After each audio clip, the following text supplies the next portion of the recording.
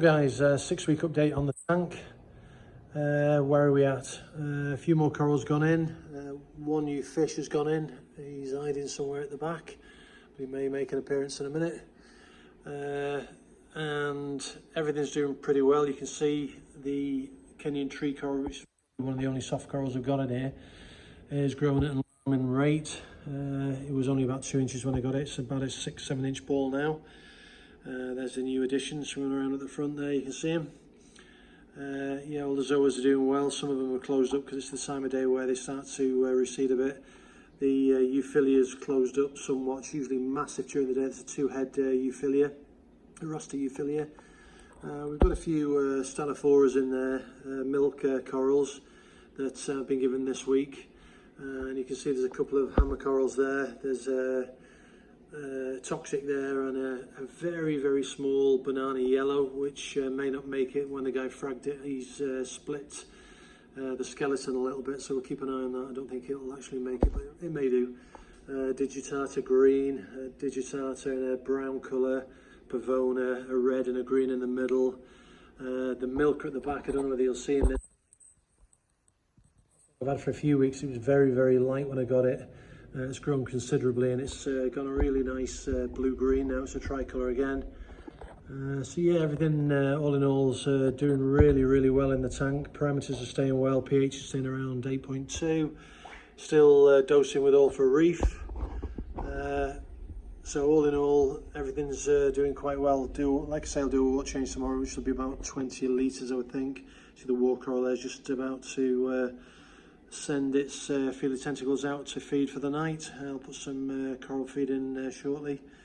Yeah, so all in all, I'm quite pleased with the progress at the moment.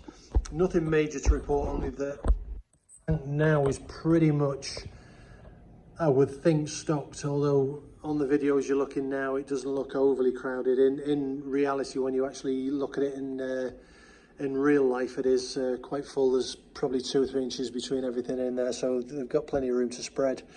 Yeah, so all parameters staying good. pH is good. Nitrates are very low, phosphate low.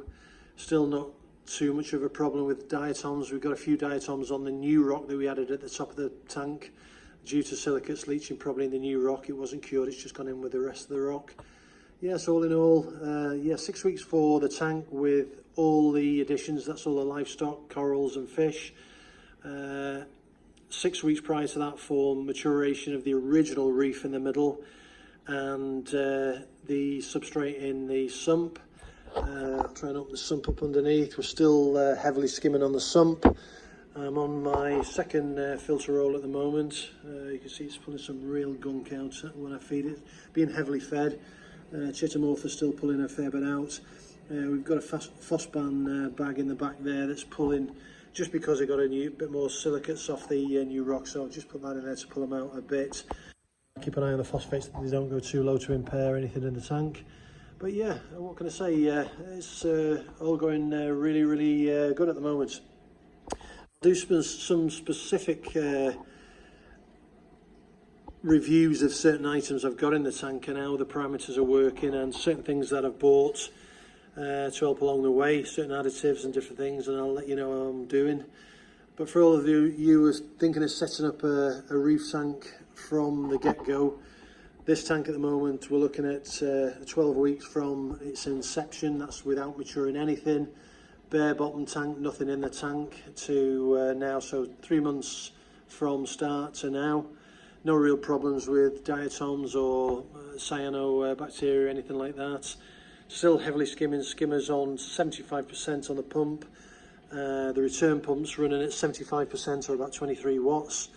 So they can be cranked up if I need to. The UV filters on 24/7, skimmers on 24/7, filter rolls on 24/7, and tanks being fed twice a day with food for the fish, so like chopped up mussels or cockles, brine shrimp, mysis shrimp, and once a day after low light for the corals with coral feed. So I'll leave it with you there, guys. Give me a like, give me a thumbs up, share, subscribe, and keep an eye out on this channel, and keep an eye out on this tank's going and how these corals are going to spread and develop in the tank. Thanks for watching. Cheers, guys.